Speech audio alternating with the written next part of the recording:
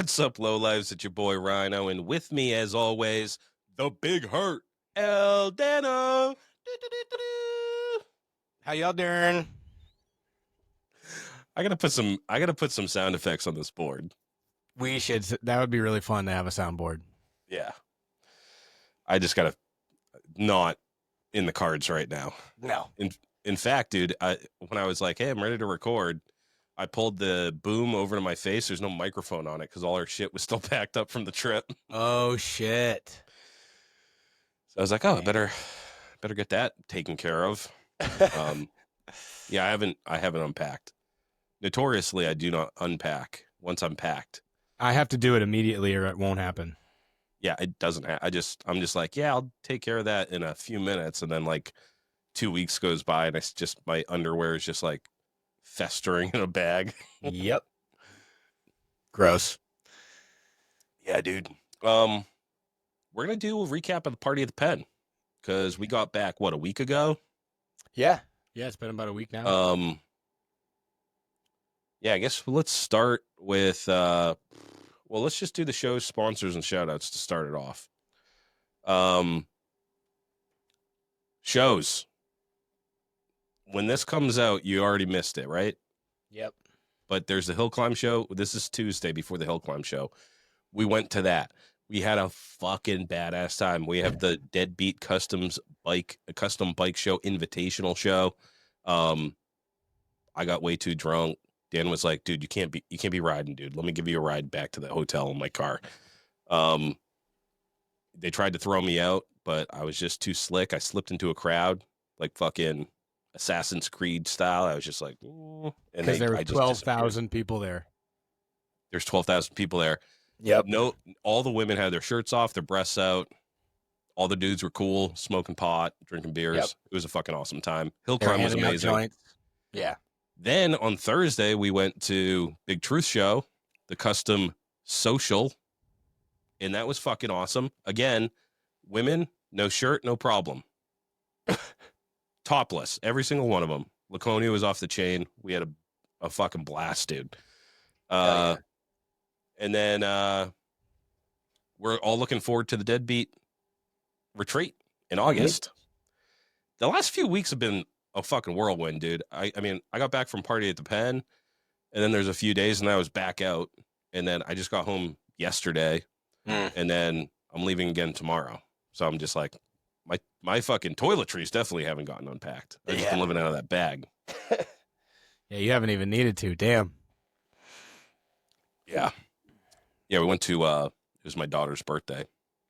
Took her with the grandparents to Great Wolf Lodge. Oh, sweet. Yeah, it just opened like a few weeks ago. Okay. And my mother is a degenerate gambler. She's at Foxwoods like every other week. Like her, because she's retired, dude. Her and her sisters, they're like 70, and they just go to Foxwoods.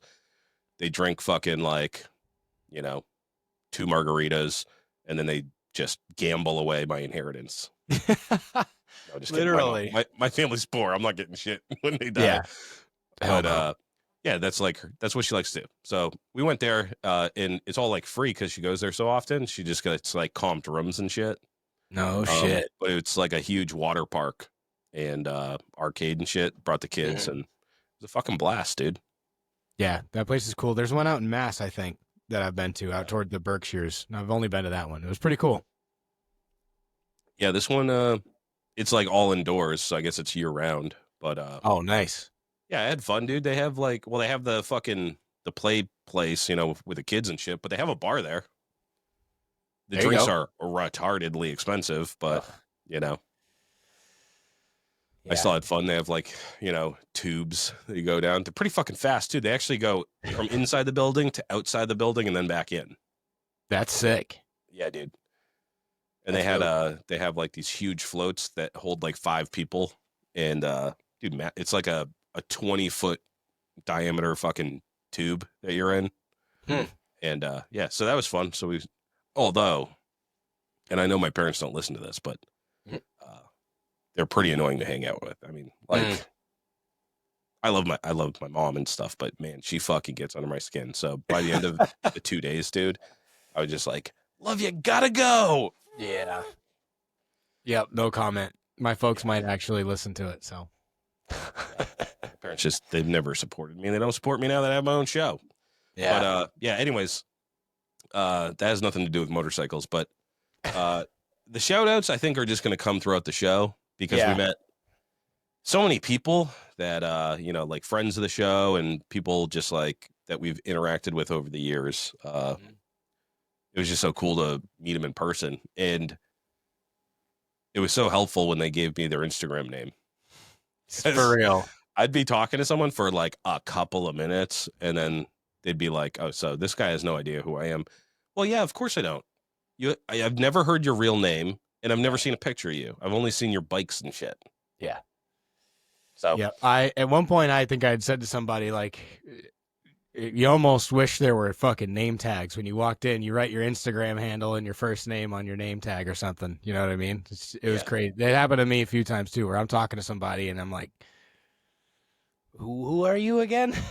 I like the idea of name tag. I know it's gay as fuck, but It's wicked fucking kitschy, but yeah, it would help. It would be helpful. Like, dude, you're too cool for a name tag. You know what I used to do is with Rhino Resto, I'd have the Boner Boss shirt on, so people would know. Oh, that's Rhino. Yeah, right. Boner Boss. Yep. You got to bring Kind it of like back. a promotional name tag or whatever. But yeah, I know. And then at the same time, you feel weird, like rocking your own merch at something like that. You know what I mean? Like we both at one point had discussed, like, are we wearing the Lowlife shirts while we're there? Am I wearing my No Luck Paintwork shirt? Like, it's like, yeah, it's like a. Not even necessarily free advertising, like support yourself and shit. But at the same time, it's like wearing the band shirt to the band you're going to see. Like, as much as that makes sense, like, yes, I'm here to support you. It's always been like, if you're going to a Slayer concert, you're wearing a Slayer shirt, gay.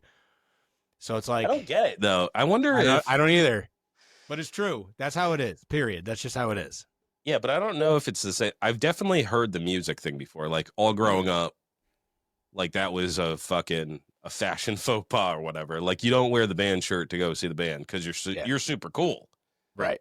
You don't want to show them any support in any way. You're too cool for that. Yeah, but in the fucking ticket with the motorcycle shit, dude. Like if you have a shop, you should wear the shirt of your shop proudly. You know, like you should wear it while you work, and then you should wear it to wherever you go, so people see it, and they can also identify that you're the guy. You know, for sure. But maybe that'll be the poll this week. Like, is that applicable to all areas of life? Yeah. I don't think so. I think if it was, then like if I see a dude with a shirt of the band that we're going to see or whatever, like I don't immediately think that that's gay. I'm just like, of course, that's it. This is the most appropriate time you should be wearing that shirt. Right. That's the conversation I'm having in my head too. But realistically, my initial reaction is, like they don't know. You know, they don't know. Like there are people here that are like, what a fucking dork. He wore the fucking shirt, you know, and it's like, where did that dude, come from? I don't know. I me. think it's completely backwards. You would obviously, I feel like you paid the money for the ticket to go see the band, especially if you're someone who's like way up front and singing along with all the lyrics. If they look down and see you're wearing their shirt, I don't know. I've been in bands. If I saw people wearing my Live Free or Die shirts or DFK shirts or whatever, I'd be fucking pumped. So I don't know. I don't know where it comes from. I think you're right. I think it's just I'm too cool. I don't want to seem too eager to see Aerosmith, so I'm not going to wear my Aerosmith shirt to the show.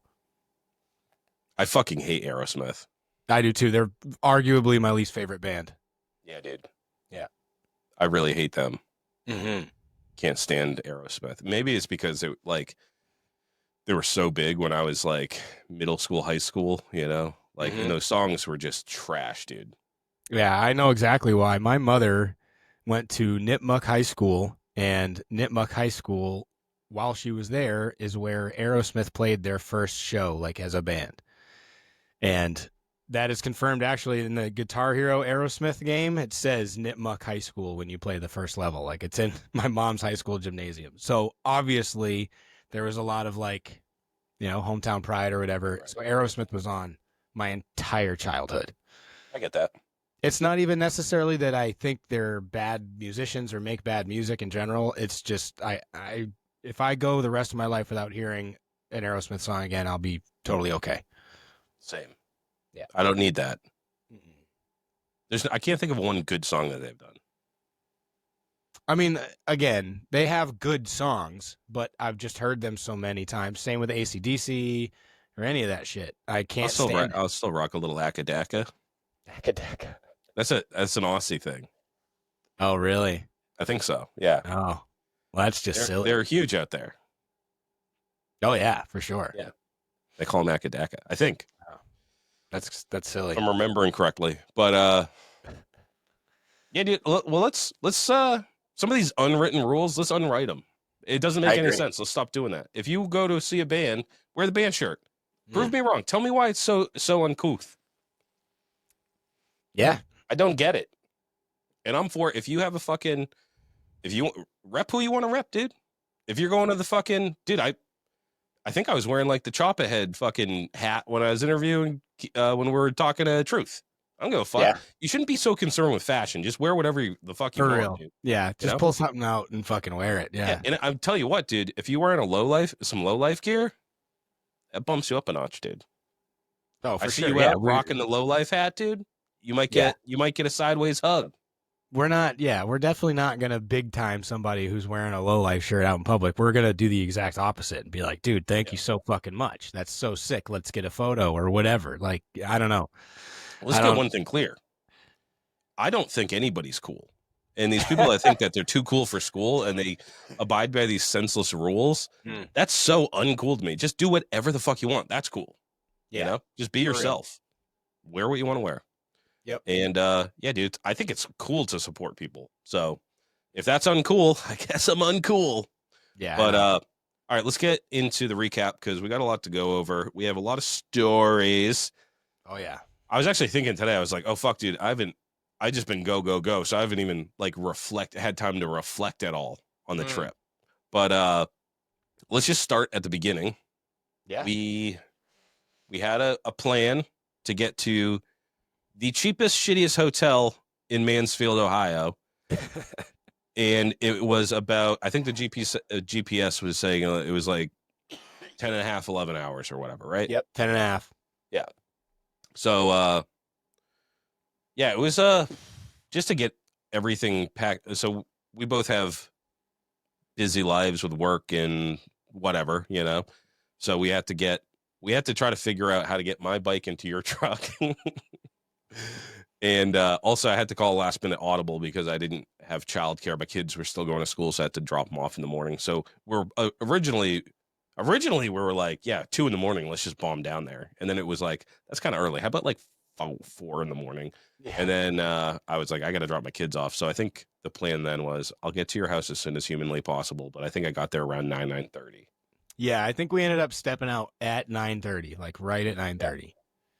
Yep, and of course there's construction going on in front of my house, and can't put cars. I dropped my bike off the night before. Yeah, loaded it up, and then we're ready to go. Yeah, and then the construction was wild too. Yeah, it was right in front of your house. I mean, there was like a 12-foot pit in front of your house. Yep, they're still working on the driveway. Are they done yet? They're further down the street, but they're still out there. Yeah, it's supposed to be a 2-week job, and this week's 3. So they're still they're not done. They're doing the whole stretch. Yeah, they're doing the whole sewer main all the way down the street, all the way out to 2nd Street. So, but they're moving. Was it made out of lead or some shit? Why are they getting rid of it? I don't know. Just modernizing it or whatever. Manchester has some big program going on for it. So I don't know. Yeah, it is what it is. It's almost done. But yeah, so we got everything loaded up the night before. You got over my place, and then we left at like 9:30. And then we just started driving. The drive out wasn't super eventful. Not until about when we hit New York, and we got a text from Lex. Yeah, the Eclipse, or as he calls himself now, the Apocalypse. Yeah, Lex Apocalypse. He hit me up. We were we were out late, and we were talking to Fish, Joel, and Alex. They had headed out before us. Mm-hmm. And Tony, our new friend, which we'll talk about too. Oh yeah. But they were already on like the west side of New York, and me and Dan were just barely on the east side. And then Lex was like, hey, I'm in the middle of fucking nowhere, New York. I forget. I think it was Olean's or some shit. Something like that. Yeah, that sounds right. And he lost his only brake. He was coming off the highway, and I forget what the piece is called. It's like a brake pivot, something or other. Not the shaft. It's like the shaft was. Oh, or was it the shaft? The pivot shaft. Yeah. The pivot shaft. Okay. Yep. Yeah, that thing just disappeared, I guess, and he couldn't find it, and that's his only brake. So I sent out a little SOS on IG and was like, hey, if anybody's in the middle of New York, in the middle of nowhere, where there's no major cities anywhere near, help a brother out. And of course, nobody was there. But Lex, being the resourceful little rascal he is, he was able to like fucking bend and like make a linkage with what he had. So he couldn't apply pressure to the brake in the conventional form by pushing down. He had to toe up. Because on that Sportster that he has, it almost like changes the direction, right? It's like the pivot arm goes on one end, so you can push it and it'll actually actuate the brake when you're stepping down. So with that gone, it was just like a straight rod that he kind of like bent and zip tied or fucking attached somehow. And he had to pull it up with his foot. So from New York, middle of New York and Olean's, wherever the fuck that is, all the way to Ohio, he made it there and he beat us there. And at the time, I was like, well, we were like, maybe we can scoop him up on the way, but we did not take the same route, and we're like 6 hours away at that point. Yeah. So it would have been like, find a place to chill for 6 hours type of shit. Yeah. Or probably 7 if we had to reroute.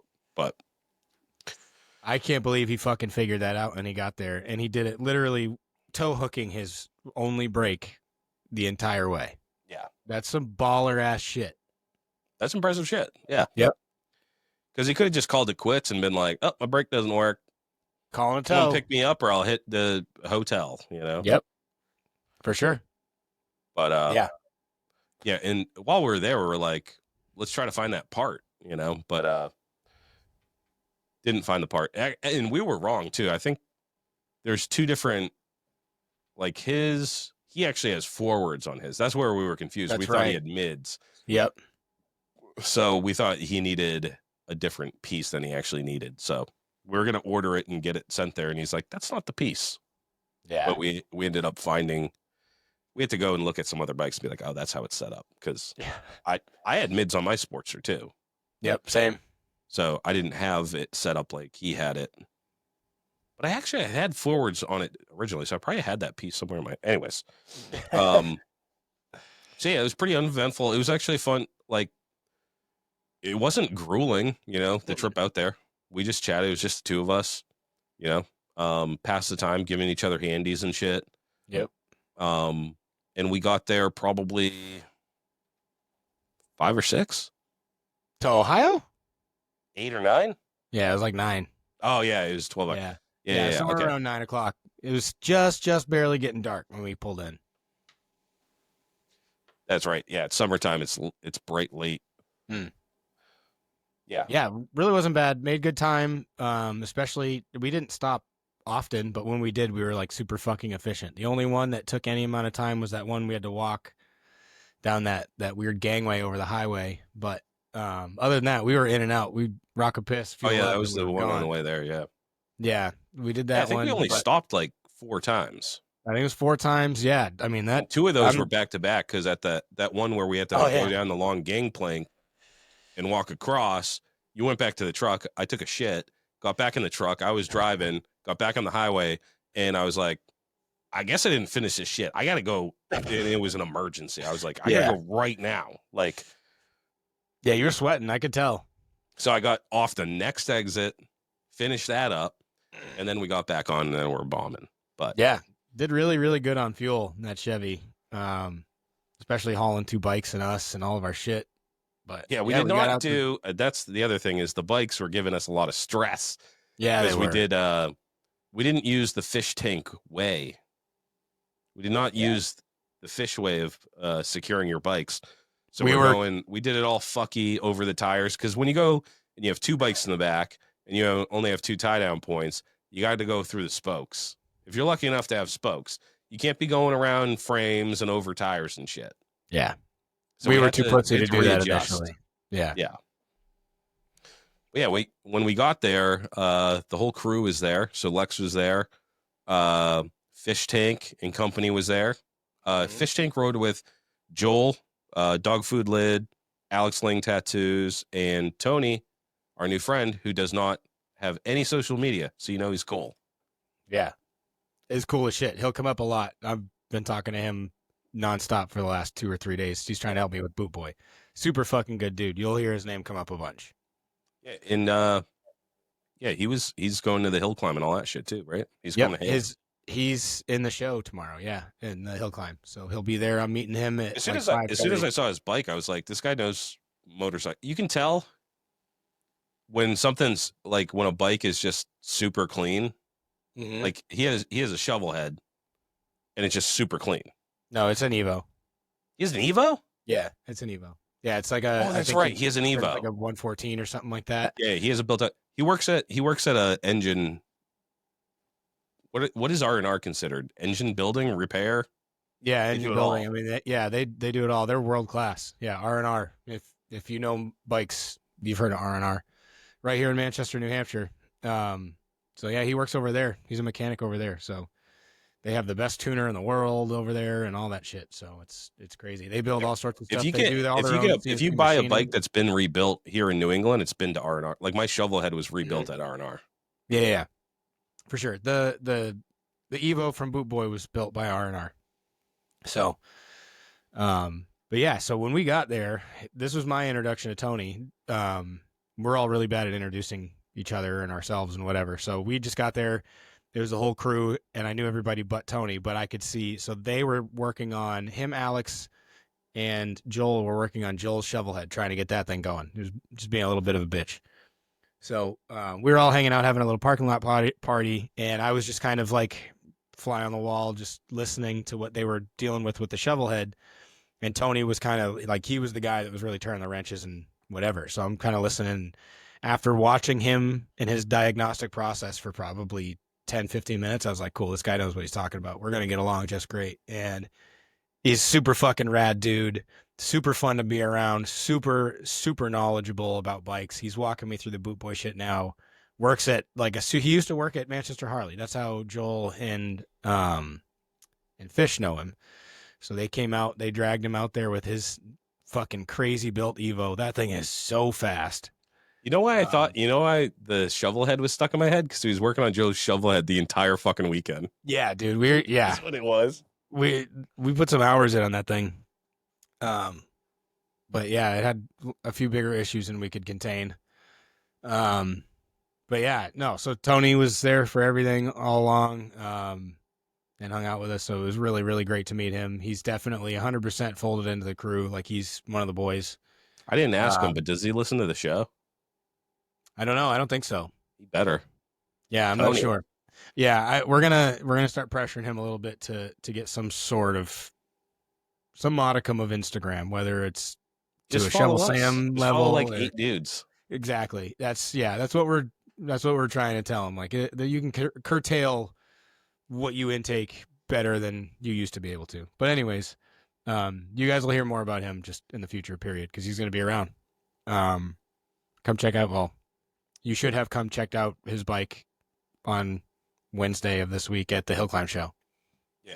And dude, again, super clean. Like when I first saw it, like I was like, oh, this guy like my bikes are messy, like once they start running, they're not like they're leaking oil, they're dirty. Like his was just super clean, Yeah, and his isn't so much like a survivor chop or like a super 60, 70 style per se. It's not necessarily the style that you and I necessarily go for, but it's a performance chopper like a motherfucker, like straight up. That it's not a big wheel, it's not an early 2000s, it's still a skinny tire chopper, but it's just like a solo seat on. It's kind of like a little bobber or something, like if it's just tough. It's got the tough down, angles. Yeah. There's nothing. The paint isn't super flashy. It's just blue. It's just a blue tank, and the bike is black, and all the accoutrements are black or chrome, and the it's just look at this gigantic fucking motor and Baker transmission, and it's Yeah, all the fast jockey bits, the nice shift, foot stuff. clutch. Yeah, fucking, it's got, I think it's the shit. I think it's a BDL 3-inch kit on it. Like the thing's just, at one point we were riding, I think it might have been when we were coming back from dinner the last night. We were riding back and like we're doing a pretty good clip on these back roads. I know I'm kind of fast forwarding, but it's about Tony's bike. I didn't even hear him coming, but all of a sudden we're cooking and he just goes past me. I swear to God, I thought I got passed by a fucking Hayabusa or something. And then he let off and that D-cell fucking pop hit me in the face. It was like, holy shit, dude. I was standing still. We must have been going 60. Yeah. It was fucking crazy. So that thing rips. But it's just a black seat with some blue stitching and just very subtle accents. It's not a flashy bike at all. It's just it's like a bike. Yeah, it's just like built to ride. You built a bike that's like reliable and works well. But it's cool. It's beautiful in that way. I liked it a lot. Like just it was just neatly put together, and it was like everything fits together. There's nothing fucking. Everything's rock solid. Nothing's janky. You know. Right. Like I was riding down and my fucking headlight mount is like colliding with the top of my Sprinter and it's like it's metal on metal sound and like my fucking brake doesn't work. It's like leaking fucking .4 and you know, it's just a different kind of bike, you know. I really respect it, you know. Like everything on his bike was just like, oh, that's staying right where you put it, you know. Oh like, yeah, I'm going down the road being like making sure my fucking axle nut doesn't back out, you know. Yeah. Absolutely. No, everything on his bike is purpose built and everything else. Real clean, real nice. And sounds great. Reliable, you know. He's not fucking, we're not waiting for him at the gas station and shit. But nope. Yeah, when we first got there, we gotta talk about Lily. She was a big hit. Yeah, she was. So let me paint you guys a little picture of Lily. Okay. So Heritage Hotel.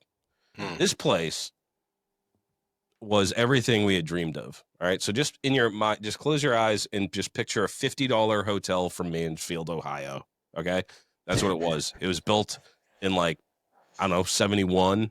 Yeah. They still have the same carpets. They have smoking rooms, you know. I went in to check in and Lily, she got a big old rack. She had like a very revealing top on. She's like 70 too.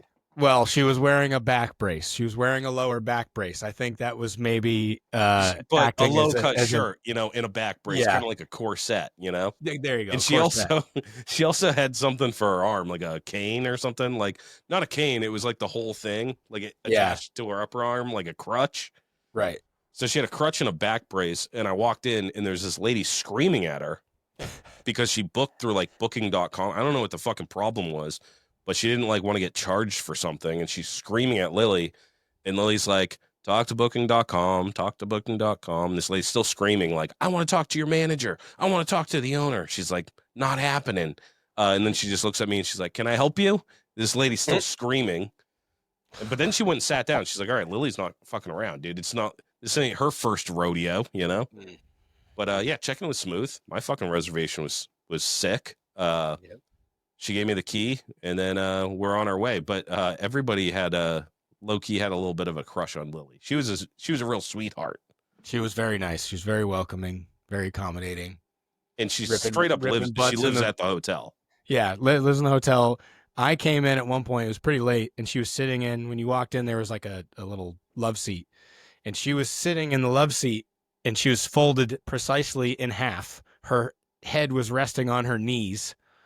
And she was passed the fuck out. And it was like, no wonder you need the back brace, Lily. You got to sit up. Like, what the fuck? Yeah, dude. I saw her. She was like in a chair. There's like a little like recliner.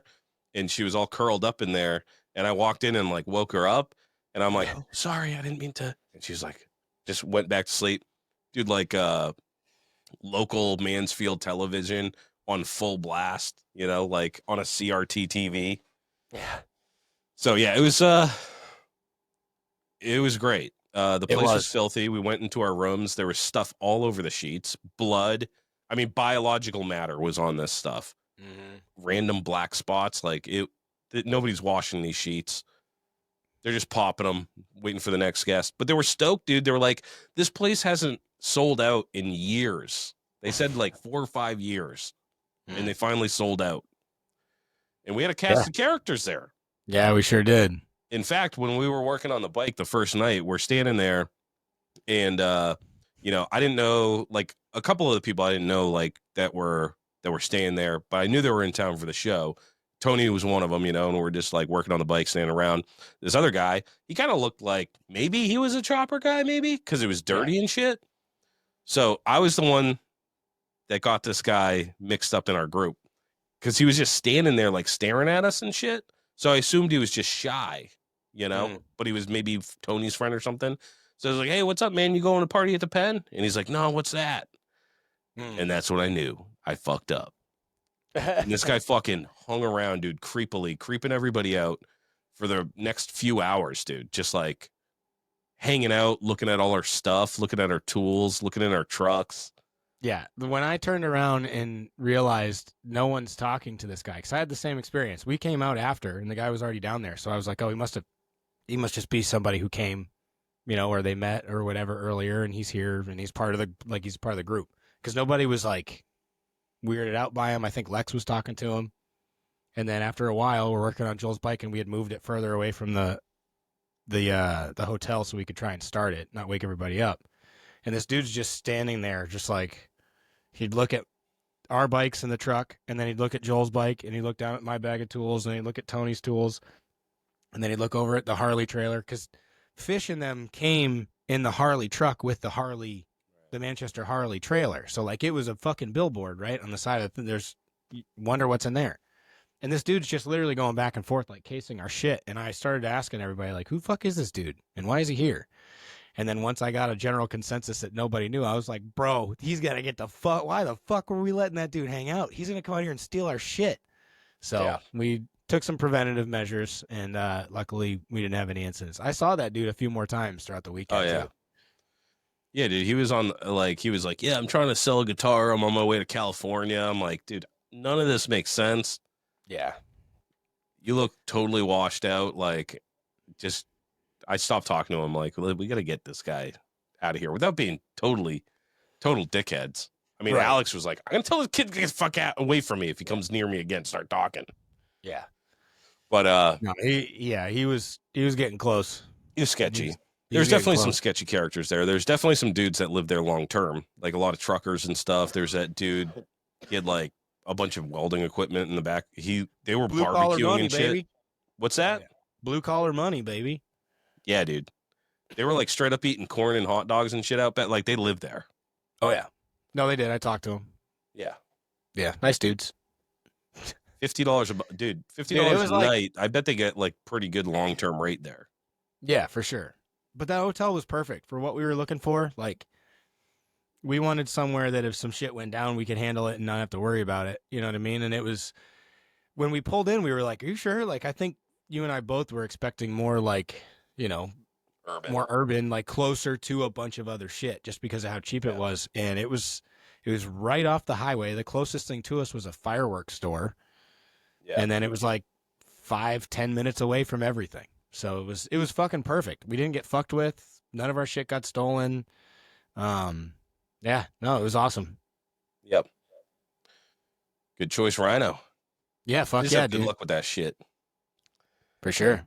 It could have been heady, but yeah, it was nice. It was like really rural, and first night we're up till probably midnight, 1 o'clock, working on fucking shit in the parking lot, and then we headed out early the next day to go to party at the Pen. I think we got there. I think the gates opened was it at 9? I think 9:30. We were yard past. Yeah, we had to get there for like 9. I think was load in, and we got there just prior to, which was honestly pretty cool because we got there and they had already started setting up the line of people getting in for the yard pass. And I think I posted some pictures of it, but you can see when you're there, you're right outside the gate, but you can see the entire prison on your right, and you can see the wall of death. What do they call it? The building structure, the wall of death structure. You can see that, the red and the white stripes, and kind of you get it like a more of an aerial view of it, and it's just like, holy fuck, that's what we're about to go into. So yeah, we waited around. I think it was 9:30 is when they let us in. Yeah. And we were pretty far up in the line, so we got to park literally right next to the wall of death. Which they had this huge field. Well, it's all fenced in. They open up the gate, huge field. and then all around the field is all the vendors. So you had like swap meet on the right, you had the wall of death, then you had a bunch of vendors up front and all the way down the side and around the back. So there was a ton of vendors there. Yeah. But yeah, we pulled in, we're like right up front, and it was a nice day that first day. Hotter than fuck. It was toasty. Sunny and hot. Yeah. Yeah, it was toasty, but luckily there was a gigantic, gorgeous, amazing prison to go walk through behind us that was concrete and nice and cool in there. Yeah. That was so fucking cool, man. I've told everybody I've seen. That was the coolest shit. The venue itself was worth the trip. Everybody said the same thing. Like, yeah, bikes are cool and shit, but the prison, that would be worth the trip alone. Like, it's perfectly, it's not like restored, but it's perfectly preserved. You know, like all the paint, it's creepy as fuck. All the paint's chipping off the walls. You see all the fucking, like, yeah, they have some areas that are like, they staged for like to show the Shawshank Redemption movie stuff, like memorabilia. But most of it, like all the cells are just like left in time, you know, like that's how they looked. Yeah, and beds, they don't. Half the beds were up on the chains, half of them were down. Toilets were missing, sinks were missing, and some. It was eerie as shit. It was super eerie. My first wander through the prison was with Joel. He wanted to get some really good pictures. So if you guys aren't following Dog Food Lid on Instagram, please go do so. He takes absolutely unbelievable candid photographs. So I wanted to kind of roam with him and go everywhere he was going to go and all that shit. So I just followed him like a little puppy dog. And yeah, you walk in and you're kind of like, wow, cool. We're in a prison and it's all old. And then you see the bikes and you're like, fuck, this is really cool. Like these are some of the coolest bikes. And they're all lined up in front of these cells. Like it's just a really cool backdrop and you can kind of go in. But then you realize you get to the end of a row and you realize you can go up and you can walk around and you can go here and there. And there's nobody like, hey man, you can't come in here. As long as you don't go where there's some like a door is chained, obviously you can't go in there. But you can go every fucking where else you want. We ended up in the infirmary, in the hospital wing. We ended up, I ended up walking through solitary confinement completely by myself, which was super fucking weird. It's a U. I remember getting to the end of the U and I took a photo.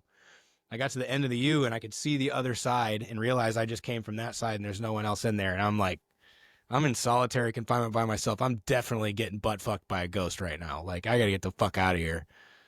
Dude, I was going off by myself on purpose just to try to find some ghosts or some spooky shit. Nothing. Dude, honestly, yeah, it was so cool. I kept doing the same thing. I just kept breaking off if there was a lull in a conversation or whatever. Hey, I'm gonna go wander, and it was so much fun going through in the chapel and shit. Going in there, that's where they were watching the movie and Shawshank, and like it was just really cool. And honestly, it had been a really long time since I had seen Shawshank before we got there. So the Shawshank references were a little bit lost on me. Some of them were just because I couldn't remember. Like it didn't click that the chapel was that room and, you know, whatever else.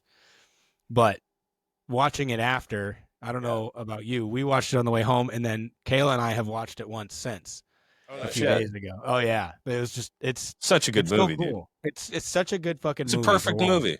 Yeah. I don't want to dwell too much on Shawshank Redemption on this episode, but it was very fucking cool. It's an incredible movie. They had really cool references. They had the car out front. They had a little cardboard cutout of Brooks and the little bird. They had, you know, you could see the rafter where it says Brooks was here, so was red. Like that shit was awesome. But the physical prison itself, just feeling how cold it was and seeing all the little like, there were just these, when you were in the rows where all the bikes were, there were just these little tiny like troll doors in the wall. And when you look at them from the outside, they just look kind of like ducting silos, like as if they were for the HVAC or whatever.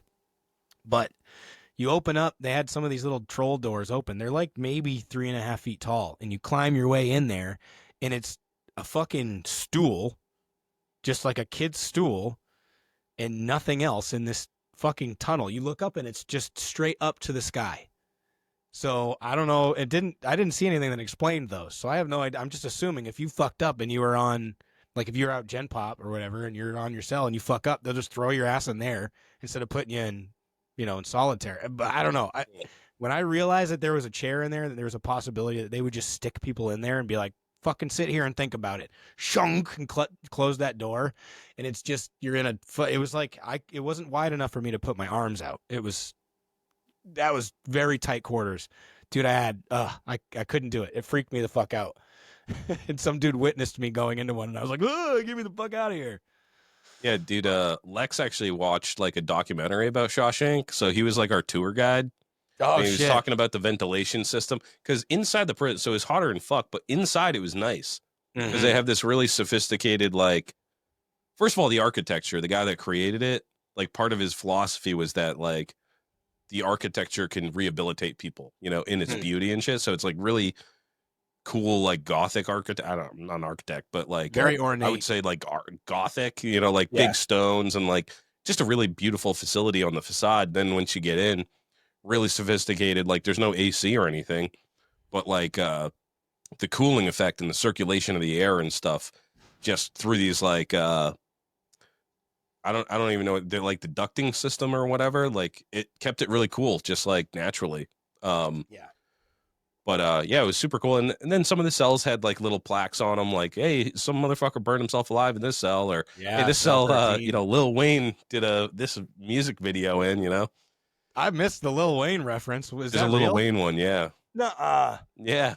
Fuck, I totally missed that. Yeah. Shit. He I did gotta go some back. music video inside that cell or something, or a part of it. That's funny. Yeah. So yeah, the place is super cool. And then the bikes that they had, you know, you'd walk into the prison, you have to walk into the prison where they have the main cells. It's like 4 stories or something of cells. And then they were just all lined up down each corridor, like as far as you could see. And such nice bikes, dude. I mean, you posted a lot of them, but I saw some of the coolest bikes that I've ever seen. You know, a lot of bikes I had seen before for sure. Definitely like cream of the crop bikes. Like Wesley Pipes, that was there. A lot of people that I recognized, and then a lot of stuff that I hadn't, because we'd never been this far west. Right. Yeah. It was really cool to be in Ohio because there were plates from literally everywhere, anywhere. It was so cool. Yeah. Well, because like Midwest, there's people from the Midwest that could make it, you know, because it's commutable. Right. New York and down south, you know, like as far as Kentucky and shit, like I'm bad at geography. Florida. Yeah. People were making the trip. Oh, yeah. We talked to some people that came up from fucking Florida. Yeah. Chopper Trash. He had his bike in the show. Oh, is he from Florida? Yep. Yeah. It was great to meet those dudes. They were the ones when we walked by, they let me smoke out of the Easy Co pedal. Yeah, dude. Actually, after I said that, I think I want to say he and Yogi's Garage built that bike. Yep. We got to get them on the show because that bike was sick as fuck, dude. Yeah, absolutely. I'd love to. Yeah, and they both seem like they're a riot. So 100%. Yeah, they seem like they're fun. Yeah. Yeah. Go follow Chopper Trash and Yogi's Garage on Instagram. Mm-hmm. But yeah, I mean the bikes. I have my posts up here just to kind of jog my memory. Like, man, it was so cool for me personally to see. There was a bunch of New England bikes, obviously, but there was a bunch of bikes painted by people that I know. Mikey Machine. There was a bunch of Mikey Machine, but my good buddy Ren Compton Candy Coated. Whoa, is that you? That was me. I turn off the Bluetooth. It's connected to the fucking. I pulled up your post. Oh, whoops! It has some jazzy tune connected to it. Yeah, it does. Sorry. Yeah, it was really cool to see all Mikey's paint and stuff, and then I got to meet Ren. Ren and I have been talking. We were all in a painters group chat back in the day. Me, him, Chris SOS. Oh yeah, Mr. SOS. He said he would do the show with us. Yeah. Yeah. So I really want to do, and I've talked to both of them about this. We just need to schedule it. I want to do one with both of them. I want to do another 4-way. Me and those two dudes talking paint. It will be an entertaining episode. I promise. So I think that would be a good one. But Ren is actually the one who painted all the trophies for Party at the Pen. He had a shitload of bikes that were painted there in and out of the cells. So that was super cool. All these bikes that you see on here, like you've seen most of them online. You've seen most of them on they're being built. You're watching the process. You know the builder, but to see him in person was really really cool. To see him in a lineup was sick. Yeah. To see Mikey this fucking paint job that Mikey did. I don't know if you can see it. Oh, the one with the purple You one can with the fucking crazy the tank purple and one. shit. Holy fuck, dude, unfucking real.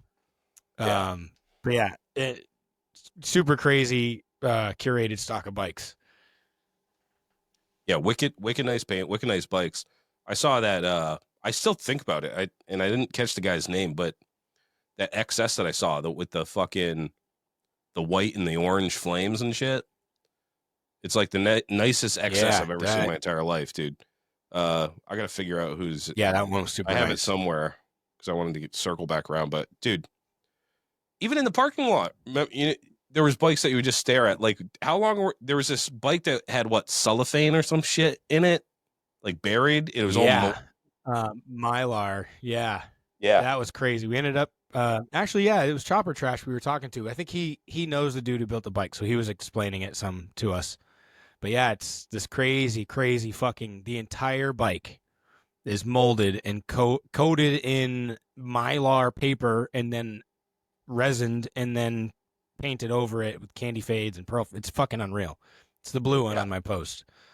Yeah, check out. You actually did a great job with the documenting of the bikes and stuff. Like, I did the walkthrough and then I'd look at them and then but I took like maybe 7 pictures the entire time we were there. Yeah, so that's honestly that's one of the main reasons why I latched on to Joel, because I knew that's what he was there to do. He wanted to take a bunch of pictures, especially Saturday.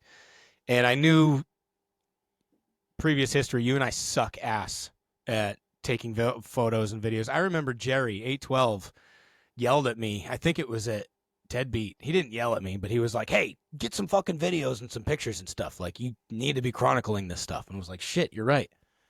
So I try to think about that. But this time I was like, if I just follow him, he's always going to be taking photos and stuff. So that will remind me. If he's taking a photo of something, okay, I know that that's a cool thing to take a picture of, you know? Yeah. But, no, it's important because I don't think about it because I don't know, I'm just selfish. I'm just like, I get to experience it and look at it, and that's cool too. And you're not worried about documenting it.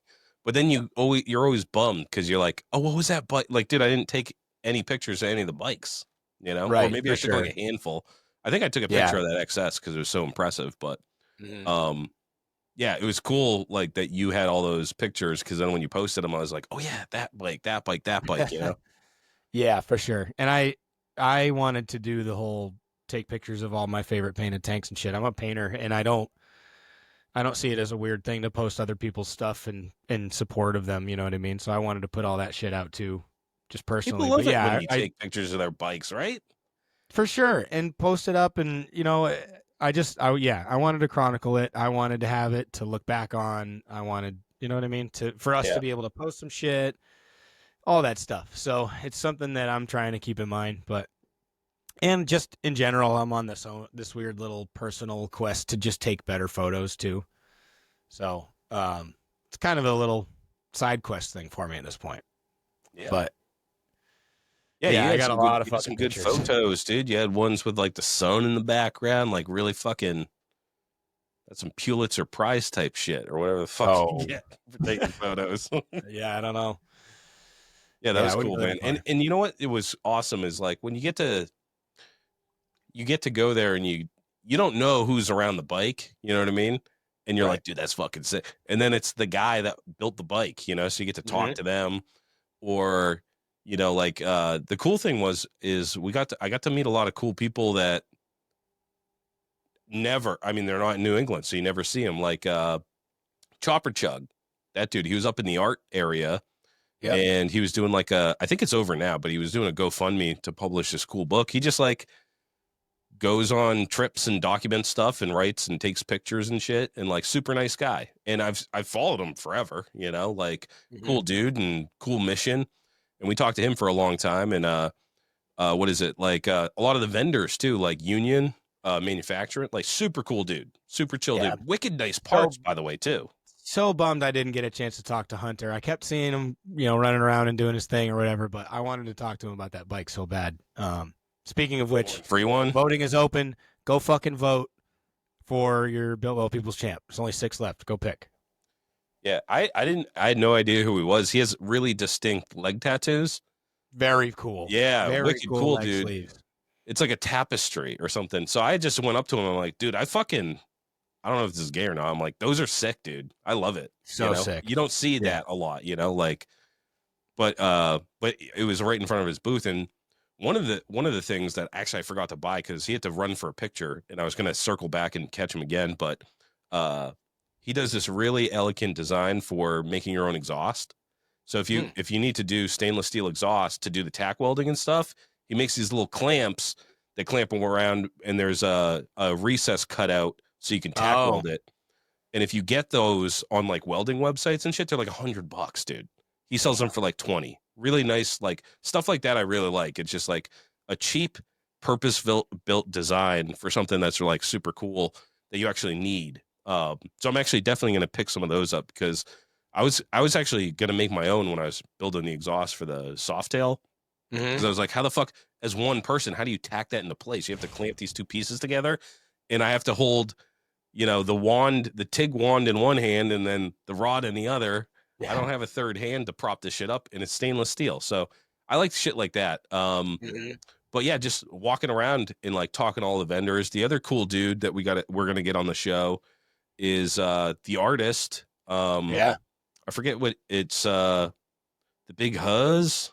What was his name? No, shit. I just had it and you confused me. Isn't it Mozzie or something? Big Moz. Fuck. No, Chad what Turner. is Muzzy? Yeah, Chad Turner. Muzzy the Wop. Muzzy. I knew he had a cool. I knew he had a cool name. Super cool art, and he's from fucking New Hampshire. So I was over there talking to him, and super outgoing guy, super nice guy. And then you were like, "Hey, aren't you from Portsmouth?" And then we really got into it. Yeah, I had heard, I think it was Fish had done a lap of the vendors while I went in the prison. He was like, "Oh, dude, you talked to the guy from Portsmouth?" And I was like, "No." He's like, "There's an artist over there from Portsmouth, New Hampshire." And I was like, "No shit." Yeah. So when I finally was starting my rounds doing the vendor row or whatever, and you guys were ahead of me. So yeah, I went over there, and then as you were talking, it clicked, and I was like, "Oh, fuck, they've probably already established that we're all from New Hampshire." But I was like, I can't not at least acknowledge it or whatever and introduce myself. Like, yeah, you're from Portsmouth, I stopped in because he looked had at me this like, cool... how the fuck did you know that? I stopped in there because he had cool art. He had that. He had a painting of it's not a motorcycle, baby, it's a chopper. Yeah, from Pulp Fiction, and I was like, that just rules, dude. I gotta get some prints super off. Cool of art. I didn't have a whole lot of money, so I couldn't buy a bunch of cool shit while I was there, but. Yeah, definitely gonna get him on the show, and we're gonna link up at some point in the summer. For sure.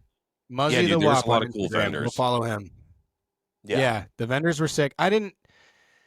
It's weird, man. I go to a hardcore show or whatever, and in between songs, I'm like, okay, or in between bands, I'm like, I gotta go get a shirt. I have to get merch.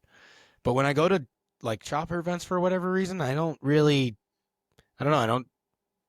a lot of money into the shirts and merch and stuff. But I wish I had. Now, all of us have their, everyone's got their shirt. They had some awesome shirts there. Like Heavy was there, Heavy Clothing. Yeah.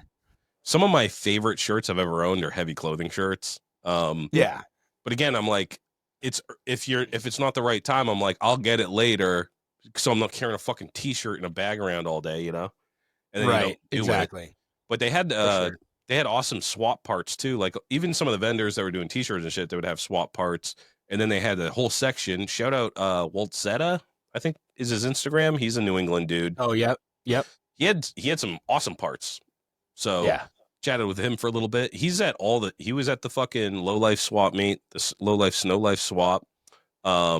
He does all the shit. That's a fucking haul, dude. Yeah. To go out to Ohio to swap parts. So big ups on him. That's awesome. It was such a good swap meet too for like the kind of shit that we were looking for. I only got through 2 tables and I was like, I have to remove myself from this. I don't have money for this. Yeah. I tried to stay as cheap as humanly possible all weekend, and I did a pretty good job. But it was tough. I didn't have a lot of walking around money, you know. Mm-mm. It was just it was an off paycheck week for me, so I was just like, I paid for the hotel, you know. And the other thing is, something's fucked up. Our Patreon money didn't drop. Still? Yeah, still. Uh-oh. Who you get Yeah. canceled again? And I was relying on that for like gas money and shit, you know, in the hotel.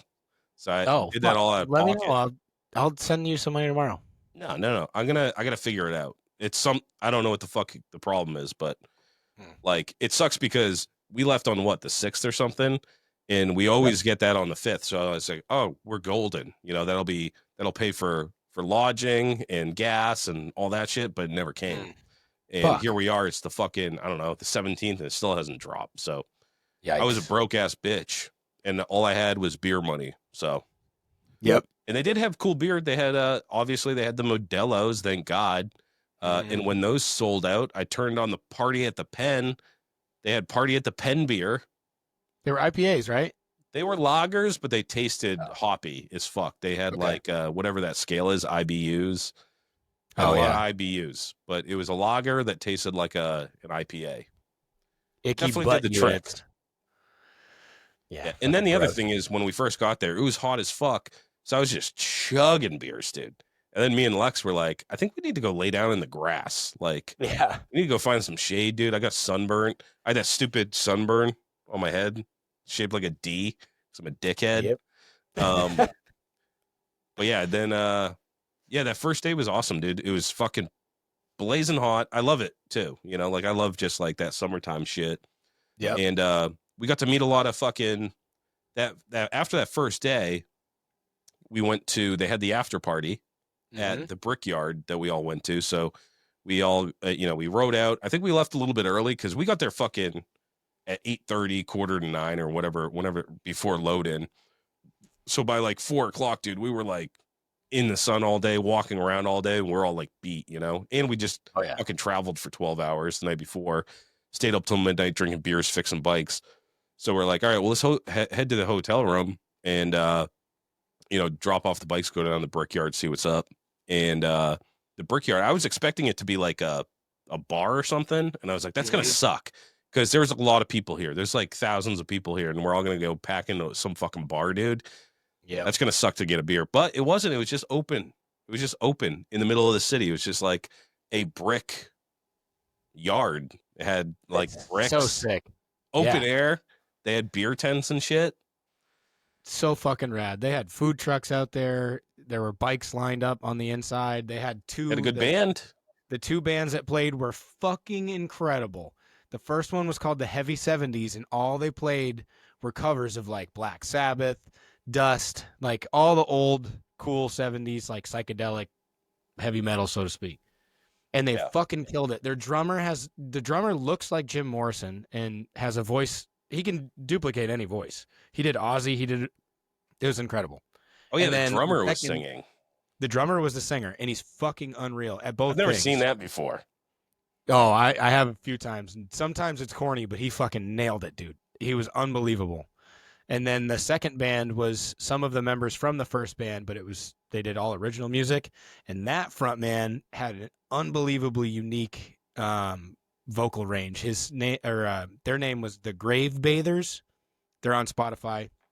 Super sick.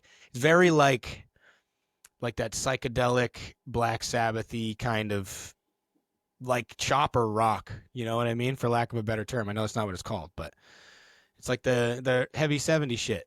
So check that out. But it was super cool. I wasn't expecting that. They had a full-blown stage set up with like amphitheater style, like seating type deal. Yeah. And me, Joel, Tony, and Alex just sat down and watched both bands on the bricks with a fucking rum and coke. Like, it was so sick. I had such a good time. I figured it was going to be elbows and assholes and good luck getting a drink. And it was just going to be miserable, people shouting over each other and fist fighting. It was the whole weekend, there was like no trouble ever. There was no bullshit. There was no scuffles. There was no, everybody was so cool, dude. And like everybody, it was so cool. Like the Brickyard too, I'll say, that's where everybody like came out of the woodwork because nobody was busy looking at bikes. It was chill time. Yep. So Jean-Luc and fucking big ass Jess showed up from New Jersey, and we met them at the Brickyard. I think they were at the show before, but we missed them or something because they came late. But yeah, they showed up, and we were twinning hard and hanging out. And then I'm gonna forget all the names of all the people that I met, but like we met fucking, I think it's Junkyard Jimison. You know, he was out there. Junkyard Johnson. Yeah. Chopped it up with him. This one, dude, fucking Old Tugboat. I've been talking to that motherfucker for like a decade, dude. Yep. He was an old supporter of Rhino Resto, funny guy, cool dude. Yeah, cool dude. I started talking to him, no idea who he was, because he was like, oh yeah, my name's Garrett or whatever. I'm terrible with names. That might not even be his name. I'm pretty sure that's his name. It is, yeah. And then once he said Old Tugboat, I was like, what the fuck, dude? Because I was supposed to meet him out at Cheap Thrills at that the one with the fucking at the pool or whatever. Yep. But he didn't end up making it, so that was super cool. The other guy, Dakota Bear, I recognized him immediately because he has fucking long red hair and a huge red beard, and he does fucking awesome like chops and shit, CB chops and shit like that. He's on obviously Instagram, but also he does a lot on TikTok, or he did. Shout out to fucking Lucas. I don't know if he has an Instagram or whatever, but him and his girl were out there and we're talking to him for a long time. He was super nice, bought me a beer. Super nice, dude. Yeah, dude. Just everybody that we met when we were out there. Like, and sorry if I'm not like, I just met so many fucking people that it was like a whirlwind. But it was super cool talking to everybody, and everybody like again, just back to what you were saying, dude, everybody was like super happy. It was nice, you know, even at night, like it was just like, it was warm and there was good music and the booze flowing. Dude, Elvis Quanbeck. I didn't even recognize him at first. He shaved his fucking beard off. Bro, he about fucking got fed a hand, man. We were at the show and I was walking into the prison. So I'm walking in like that main courtyard area where the food trucks were. And I'm by myself and I'm just walking my usual pace. And then kind of out of the periphery, I see someone's getting closer to me, right? And I look right at the last second, and as I'm turning around, he puts his hand on my shoulder, and I was like, what the fuck? And I didn't know him. I didn't recognize him. So I was like, what the fuck? And he's like, oh, it's Elvis Quanbeck. And I was like, dude. Whoo! And then he handed me a joint, and I was like, okay, we're good. Yeah. And then he handed me a brand new bottle of Malort. Yeah, dude. And we were swilling off the one. Not only did they already have a fresh bottle to give me, they were swilling off one that was ripped to shit because it was like attached to someone's sissy bar. Yeah, because his homie kept the bottle of Malort on his chop at all times, and that was the one he had on his chop that they rode there with. And I was like I got to take a Chicagoan, dude. So sick. I couldn't say no to that. Yeah, so. And that's the other cool thing about the Brickyard is we're just pulling off this bottle in the middle of this place. Nobody's fucking with us. Nope. Yeah, dude. Nope. It was so fucking rad, man. They had tattoos going on. Oliver Peck and his crew were tattooing in the building right next door. It was super sick. The Brickyard was awesome. Fucking Wannabe Fabrication. Finally got to meet him. Jordan, dude, him and his boys, they're real fucking chopper guys. For real. Hell dude. Yeah, dude. Like they were partying hard, dude. Yeah, I'm so glad we got to meet him. It was funny when we met him initially, was at the show. And you were talking to him already, and I walked up second, and I didn't get the initial introduction, so I didn't know who he was. And he said, oh, hey, what's up, dude? And introduced himself or whatever, but he didn't say wannabe. So I was like, okay. And then when he left, I was like, I have no fucking clue who that dude was. And then when I asked you later, you're like, oh, it's wannabe. I was like, fuck. God damn it. I fucked that up. And then I was happy to see him at the Brickyard later and be like, sorry, dude. I wasn't trying to like fucking big time you or whatever. I just had no fucking clue who you were. Yeah. So that happened a lot. That happened a fucking few times. If you guys did come up and expected us to know who you were, like neither of us think that we're big time. No, fuck no. We just don't know. We just don't know any better. And we're forgetful sometimes too. But yeah, Wannabe, dude, I'd party with that kid. He's cool as fuck, dude. So if you're thinking about I don't know if he's still doing custom shit, but go check out his episode. Me and Loctite did an episode. It was one of the first ones when I came on that I wanted to do with Wannabe. And he just builds cool ass shit. Yeah, he had a bike in the show. He had a bike in the Yep. prison. Yeah. Beautiful. That exhaust tip, that twisted exhaust tip he did, dude. Fucking So talented, like Ugh. really, really talented dudes, and like super cool dudes, and just like when you said that, I was just like, oh yeah, dude, there was no drama. Everybody was smiling. Everybody had so much fun, and you wouldn't expect that, dude, because there were some real motherfuckers there, dude. There were some mean motor scooters walking around, but they were all having fun too. Yep, everybody. I didn't see any bullshit, none Nothing. whatsoever at any point in the weekend. Mhm. Didn't see any aggro shit. Didn't see any cool guy shit.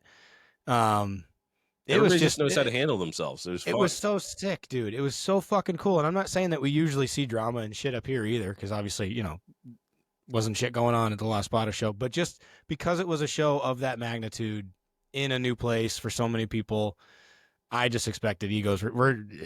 I've discussed this on the show before. Chopper people are inherently egotistical maniacs. You're trying to show your peacock feathers, right? Like everybody else. But it was so fucking chill, dude. I'm an anxious little rat when I get out in public, and the Brickyard, to me, until we got there and I kind of saw the lay of the land, I was not looking forward to it. But I didn't want to hide leave. that so well. I wasn't looking forward to it. But when we got there, and it was like you said, it was open air. Homies were there. Sammy Kristoff and his crew were there, and we got to see the quality handmade bike. I was gonna say, I figured you were holding on to that one because how it ties in, but Yeah, that ties into day 2. yeah, for sure. But we did get to meet Sammy and his crew, which is super awesome. Talking to those, to them, talked to them a bunch, and we got to see the quality handmade bike that Sammy won, and then went down to Florida and rode back. Wicked fucking nice bike. Love that. Love Bren. So that was super cool.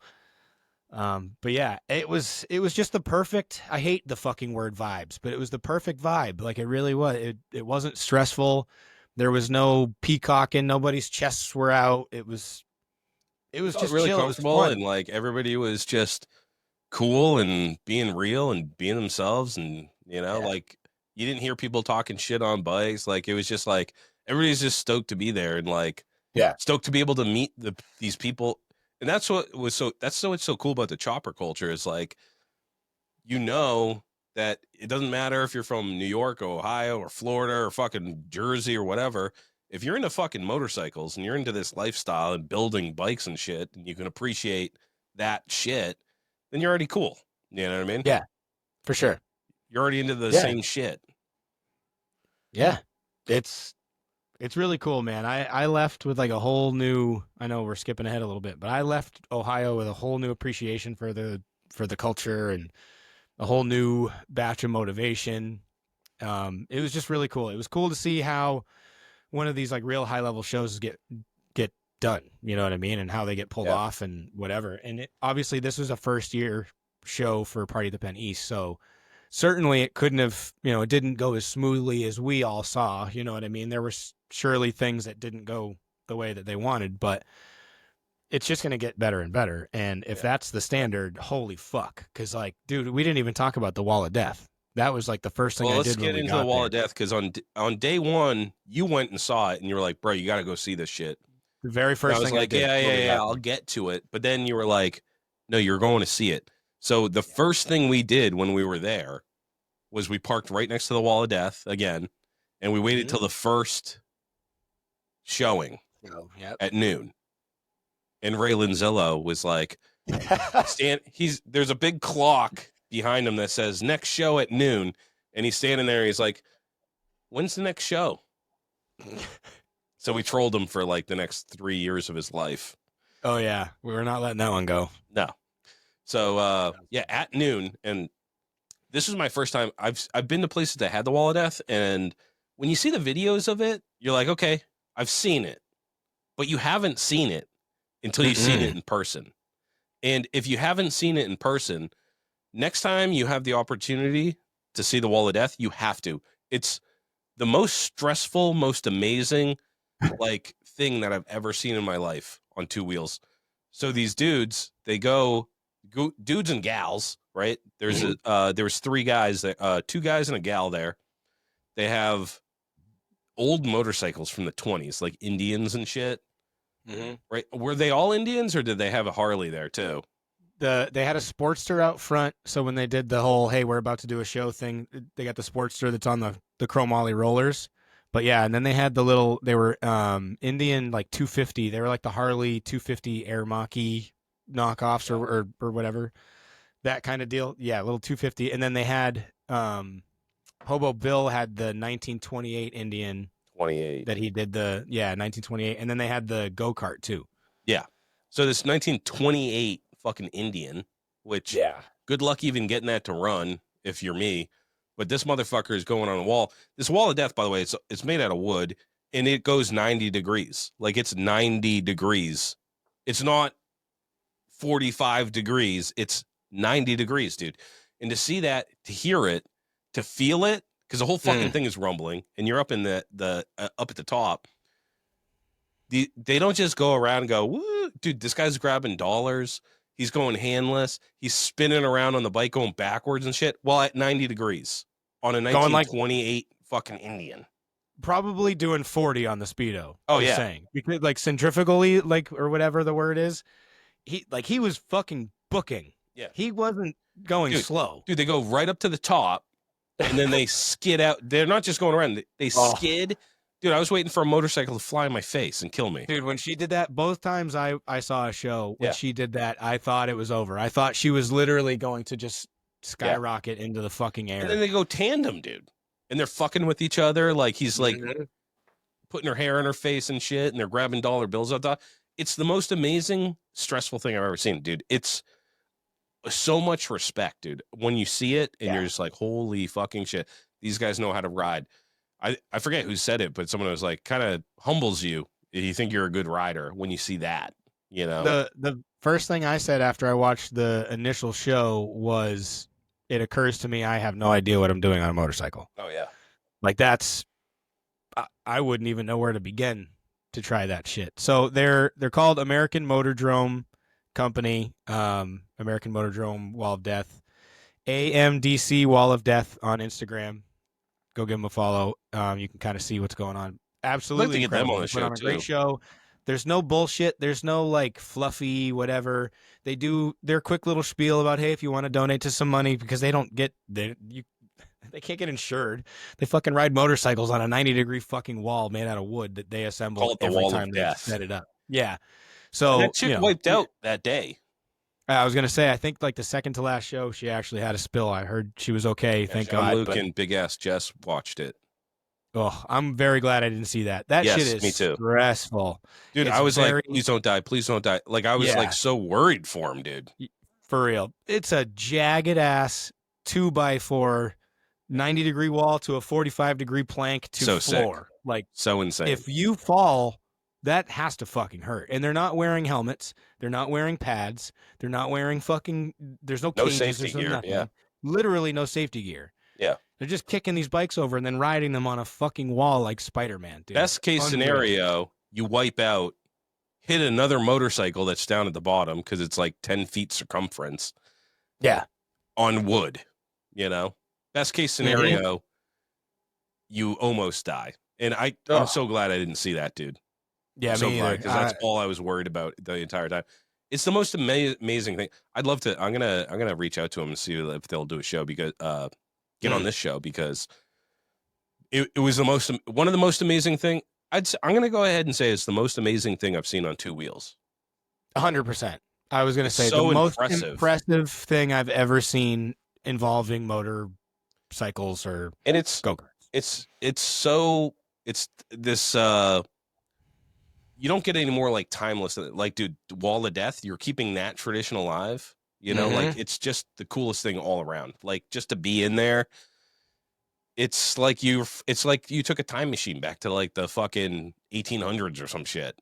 Yeah. Other than having like an old timey continental accent, they keep the act original too. Like, it's all the old spiel. Like, when he's ready, watch him ride. Yeah. You know, and they refer to each other as Daredevil, Hobo Bill, and Daredevil this, and like it's legit as fuck. It looks old timey, it feels old timey, but just feeling the entire fucking structure going whoom, whoom, Dude, when that they're thing roars by you circling, and they take the dollar out of your hand, dude. Yeah. There's a 1920s motorcycle, and the only thing between you and it is like 3/4 inches of fucking wood. You know what I mean? Yeah, there's a steel cable that goes around, and they tell you to rest your arm on the steel cable and dangle your dollar bill out like that. And he comes up and just, and the cool thing is, he doesn't just grab your bill, he grabs it, and while he's going around, mind you, at a 90-degree angle at 40 miles per hour doing this, he has enough time to open it, unfurl it,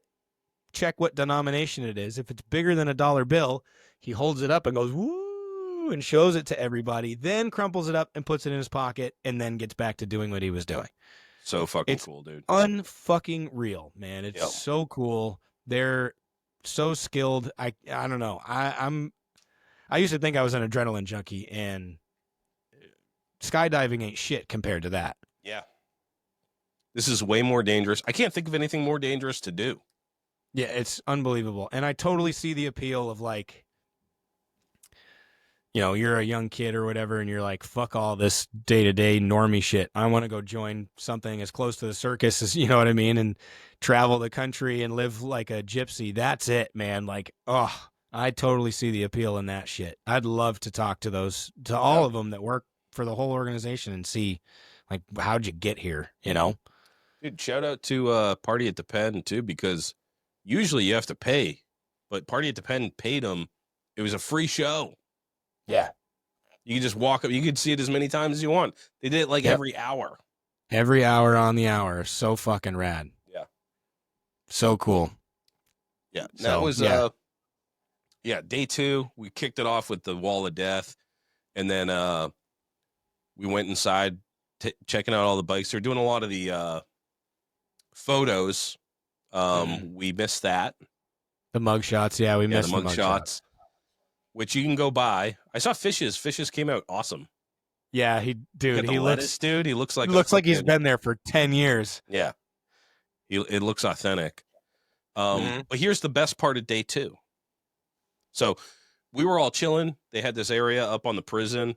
We're all sitting down, drinking beers, hanging out, and I came from inside, and they had a bunch of awards that they were giving out. So they had like in the ride-in show in the yard, Dan won an award.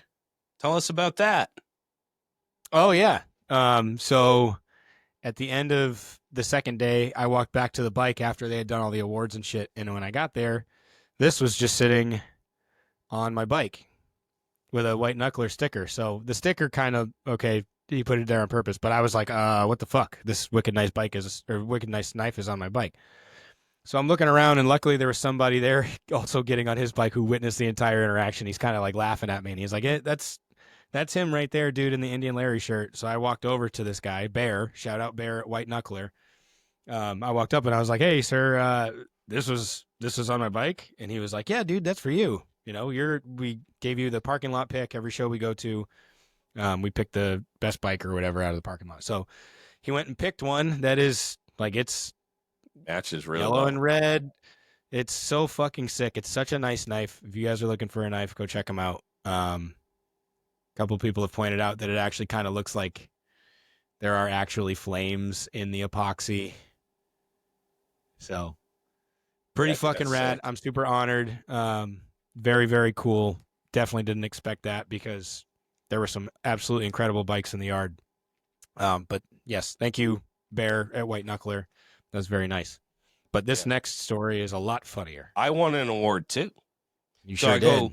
After this, so I love White Knuckler. I have a knife. They make some wicked nice shit, dude. I actually was hoping they have a leather hat, like a safari hat type of shit. I want to get that from them.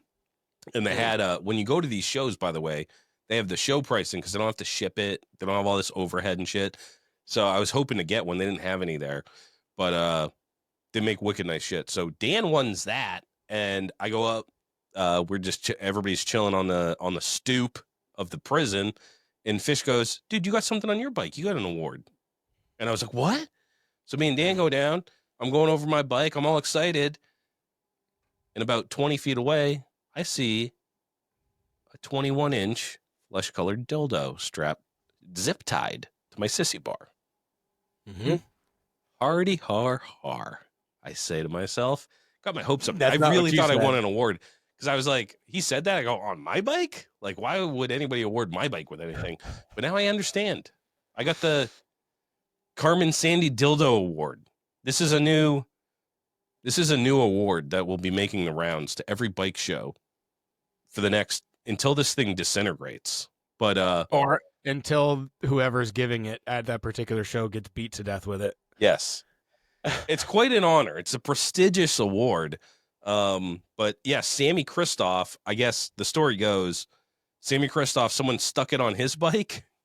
Mm-hmm. Now, don't ask me how Fish knows this, but he said that this thing's like $160 dildo. It's massive. Dude, I'm not kidding. Dude, it's fucking huge. 18 inches if it's an inch. Like, this thing is massive. Girthy, got the veins. It's flesh colored. It's heavy. And we played with it a lot. I mean, you guys saw, if you saw any of the stories, from the time that I had that bestowed upon me, I brought it everywhere I went. But here's the thing. Here's the deal. All right. So I won the first award, but we're going to make it a thing. Okay. And this is what you do. If you're so lucky to find this massive dildo strapped to your bike at a bike show, it's called Where in the World is Carmen Sandy Dildo? Okay. Go follow at Carmen Sandy Dildo on Instagram right now. Pause the show and go follow at Carmen Sandy Dildo. What we're going to do is you have to do it surreptitiously. Surreptitiously. Serendipitously? What is it? Serendipitously? No. You just do it in secret, okay? Okay.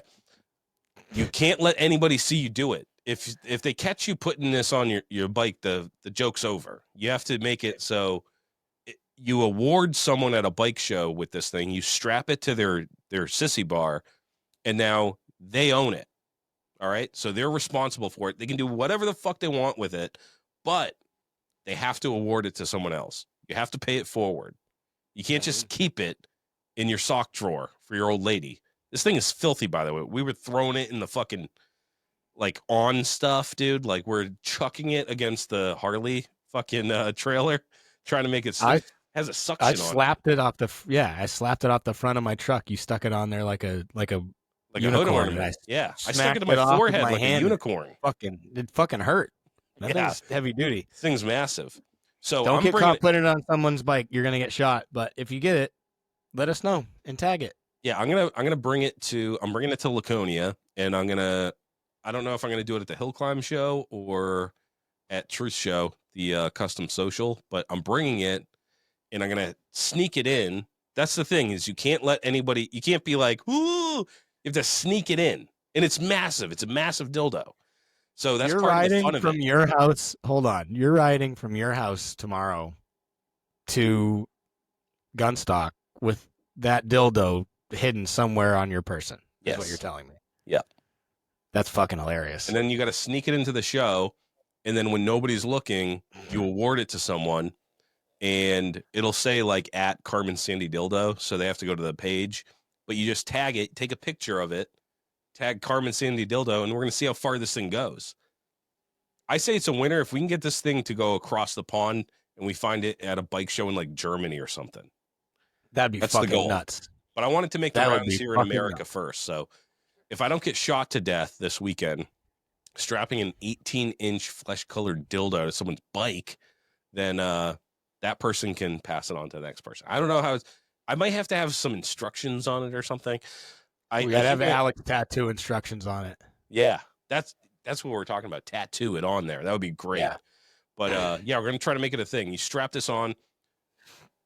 Make sure you don't get caught. If you get caught, the jig is up. You keep it. You can't get caught. Someone just has to go back to their show bike and go, what the fuck? And then they're gonna go, Carmen Sandy Dildo, what's that? And then they'll see that, oh, now you can have fun with it. I mean, by all means, it's yours, but you have to pay it forward. You have to put it on another bike at the next show, not the same show. You have to bring it to the next show. Could be a local show in your area, maybe a hot rod show or something. There happens to be a cool bike there. Keep it going. I just want to real quick. I want to regale my perspective of the story of how you found Carmen, because before this, I had already been walking around in the yard when Rhino was in the prison. So I had seen that big, veiny, magnificent bastard strapped to your back, to the back of your bike. So I was like, that's funny. I wonder if he's seen that yet, knowing that you would have left it anyways after you'd seen it. So I was like, I just wonder if he's seen it. So yeah, we were hanging out there on the stoop, and I heard Fish starting to get into you, going, dude, I saw they were putting something on your bike, and someone took a picture of your kickstand, and the kickstands were numbered. Oh, so yeah, that's how you got entered or whatever. He's taking pictures of kickstands, but you should go over there, dude. They put something on your bike. And it finally clicked. As soon as he said they put something on your bike, I was like, oh, I know what he's talking about. I have to see this. And my intention was to record your reaction, but no one else came with. It was just me and you. And I knew that if I picked up my phone and started doing this, you'd be like, what the fuck are you doing? So I just selfishly enjoyed the moment to myself. When Rhino heard that he had won an award or whatever, I've never seen you walk this fast. You turned into fucking Johnny Bravo or whatever, dude. You're walking like fast. So I'm like scooting along trying to catch up with him, and the point he sees it hanging out, you can kind of tell he's like, oh, what the fuck? He takes like 2 or 3 more steps and just fucking dead stop and goes, you motherfuckers. Dude, it was so fucking funny. I felt bad because I could tell you really were like, oh my gosh, I won something, but like, and I fucking would have been too. This is best case scenario. This is, if I could, I couldn't have written it better myself. That's way better than being actually awarded with something meaningful, you know? For sure. 100%. Yeah. And I did ride around with it. It was zip tied. It had like 30 zip ties on it. And I did ride it around like that for the rest of the time. You left it on when we went to dinner, right? Because weren't those dudes laughing about it? Yeah, that's right. I left it on I left it on until we loaded it up in the truck. That's right. That's right. Yeah. Oh my God. Yeah. So after the show, we went out to dinner. A bunch of us, we went and ripped around, and we found like the skeeziest bar we could possibly find. Low fluorescent lights, and it was perfect. Yeah. Yeah. We had a lot of looky-loos come out like, oh, it's fucking awesome, guy. Did you go to Sandusky Bike Week? Oh yeah, that's right. And we're like, never heard of the place. Didn't know that there was a bike week in Ohio. Yeah, but apparently we would have like you got to come back. You'd love it. And I was like, I don't think so. We're on a different level. I know. And I mentioned something about Laconia, that we were going to Laconia, and they were like, yeah. It was like, okay, buddy. Oh yeah, Laconia got nothing on Sandusky Bike Week. Yeah, I know. I know. But that place was so gross. We're like, hey, let's get something deep fried so we don't get like food poisoning. Yep. I didn't get food poisoning. I did not either. So yeah, we went there and then went back to the hotel, and we were chilling. And I think I did a little Irish goodbye, went up to the room, and it wasn't a very late night. We're getting ready to leave early in the morning. I think we're saying we want to get out by like 5.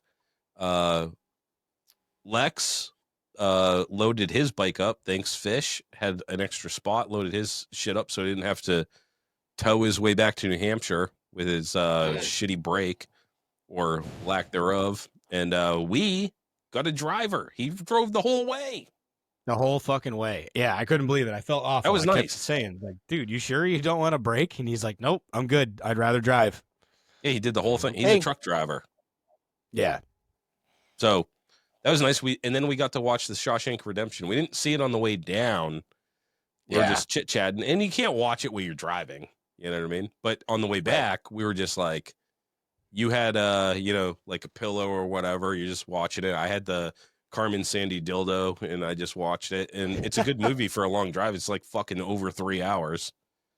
It's a long one, but it goes by so fast. Like even Kayla and I put it on the other night, and I was like, all right, we're putting this on, but we're definitely not going to make it through the whole thing. It was like 8:30 when we put it on. And next thing I knew, the movie was over. And I was like, fuck, like you can't, that's not one you can fall asleep in the middle of. No, it was awesome to see the whole thing though. And we had just been there. So we're like, oh yeah, we've been there. Yeah. So yeah, that was the party at the Pen. Did we miss anything? I mean, there was a whole bunch of other stuff, but I just want to say congrats to all the homies that we know that had a bike actually in the show. Alex had his awesome shovel head in there. Fish had his Triumph in there, which got a lot of attention. Old boy ended up getting a little interview, and then might have done a little photo shoot with Michael Lichter. Oh, You yeah. probably heard of him. Who Never shoots for heard of the Easy Rock? guy. Yeah. So congrats to Fish on that. More than well deserved. And yeah, just everybody else. Tallboy Tommy had a bike in there. Wesley Pipes, he had his fucking amazing panhead in there. Jay Roche had his new Sportster build Aurora there, which is absolutely amazing. Beautiful bike. So it's just really cool to see all those guys out there. Just want to put out a congrats to all of them. It was awesome seeing a lot of the home team out in Ohio, like a lot of them. Even when we got back from Brickyard, Alex and I loaded up and went to the other hotel where everyone else was staying and hung out with with Graham and Tommy and all those dudes over there, and Jess and John Luke and Fat Man and all them. Fat Man had a bike in there as well. It was just really cool. It was kind of like we all went on what do you call them in school? You go on a field trip. It was kind of like going on a field trip. Because it was seriously, like almost all of the homies. Yeah, we didn't even say there. Astro Man was out there with the fucking robo foot. Dude, limping along all day. Yeah, it was cool. Yeah, it was really cool. All the New England Ray, kids. his dad. Yeah, Ray and his dad were out there. It was awesome, man. It was so much fun to see everybody out there and to meet everybody. Shout out to everybody cool hanging out met. with fucking the homies, dude, that we don't get to, dude, Alex is a barrel of monkeys, dude. He cracks me the fuck up, dude. He's funny. Oh, yeah. He's a funny dude, guy. He's he could be a comedian. Yeah. I love hanging out with him. And fucking Fish, dude. Like, we just had so much fun doing weird shit. We had a little photo session, which I need to get those pictures from everybody. Dude, did you see the review he left? Yeah. He sent it to me. Too good. Dude, I left one too, and they didn't publish it, and I don't think they're going to publish his either. Because both of ours had pictures of me with a dildo hanging out my pants. Really? Yeah, Fish he uploaded a bunch of pictures. There's a picture of him, like, in various forms of undress. There was a picture of me with a fake dildo hanging out of my pants. Like, they're not going to do that. I said something about Lily's breasts too. Oh, Jesus. Yeah, you guys are definitely getting canceled. Yeah. But no, honestly, that place was perfect, man. If we go back next year, if they're doing the same, if it's the same rigmarole, same place, all that shit, I would 100% go back to the Heritage. Yeah. And I didn't get bed bugs or anything. No, I feel good. I feel fine. Yeah, me either. I didn't get an STD test, but I'm pretty sure I don't have any chlamydia or anything. Yeah. I definitely did shower a lot there and when I got home to make sure, and I brought my own pillow and shit. I'm not too much of a neat freak, but I'm not trying to bring home fucking diseases and shit. I don't want to get, you know what I mean? Like there's literally blood stains. I'm not joking. There was a pile of stink bugs in the corner. It wasn't apple juice or fucking, dude. It was fucking blood stains on the sheets. Yeah, but I think and it was like a nylon covered prison style mattress that had zero give to it, cardboard box spring or whatever, and it was a rough sleep for sure. But you were more of the issue than the bed. Yeah, as far as that was concerned. We didn't even bring that up, but Dan only got 1 hour of sleep that second night. It wasn't. No, it wasn't entirely your fault. It wasn't. I had a rough night. It was a long night. I don't sleep good anyway. He was this close to smothering me with a pillow. I almost went in the truck. I was going to. Joel had to the first night. Fish snores like a motherfucker too. Yeah, you two from now on. Me and Fish will sleep together. Yeah, from now on, you two need to be bunkies. Yeah, we'll be bunkmates. Yeah, for sure. That makes sense. The rest of us will actually get some sleep in a room on the other side of the hotel. It's funny that you're like, I'll sleep out. I'm the one that should sleep out. I'm the barnyard animal that won't shut the fuck up when I'm sleeping. I should be outside. Nah, it's all right.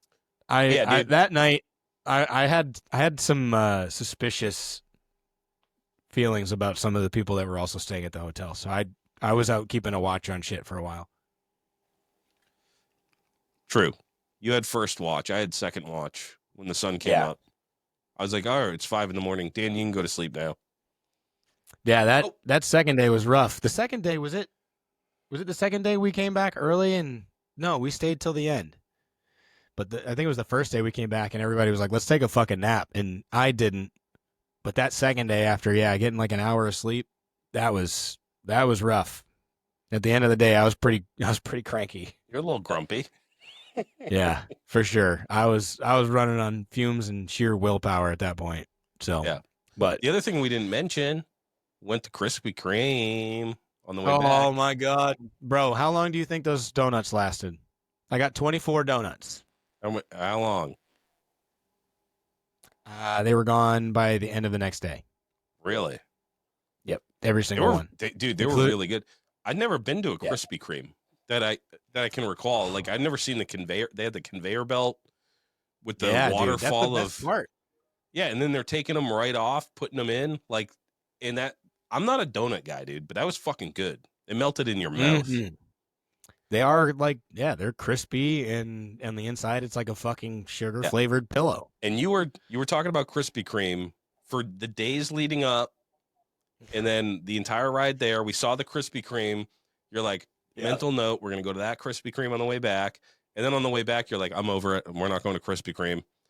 And then I was like, I wouldn't mind going to a Krispy Kreme, and you're like, all right, thank God you did. Reroute. Like, the whole time I was like, these motherfuckers don't want to do this. They just want to get home. Lex is driving. Lex got a fucking dozen too. He was putting them down. Oh yeah, we all ended up getting a dozen. I'm glad that you were like, no, let's do that. Let's go. Yeah, because they were amazing, nice. Dude. Hot off the press, dude. Like it's unbelievable. There's thousands of donuts moving on the conveyor belt. I can't believe they can sell them all. It's a constant stream of donuts. It's so fucking good. I don't know what they do with the spares, but I'll fucking take them. I guess you can order Krispy Kreme on Amazon. Oh no shit! But it's like, how fresh are they going to be when they get there? You know what I mean? You better be vacuum the sealing freshness, these bitches. the hot, like a hot donut. Like, that's why I love those apple cider donuts you get at like the orchards and shit when they're like hot and steamy, dude. Yes, sir. Yeah, nice hot donut. Mm-hmm. Yeah, I fuck with a hot donut for sure. But yeah, those did not last long. I want to say my kids had probably one each. My wife tried a bite of one, I think, and I ate all of the rest of them, straight up. In significantly less than 48 hours for sure. But it was worth it. It was fucking awesome. They're so good. Thank you guys for indulging me. Yeah, they were great. I was really impressed. So that was the fucking trip, dude. I'm sure we forgot about a bunch of shit. For sure. But yeah, all in all, I think I was really impressed with the prison, the place, the vendors, the fucking people.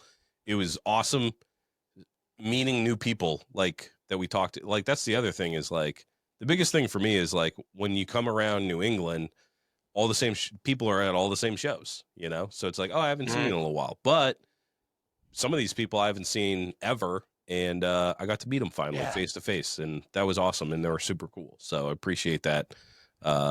Appreciate you guys listening to the show. Appreciate you guys coming up.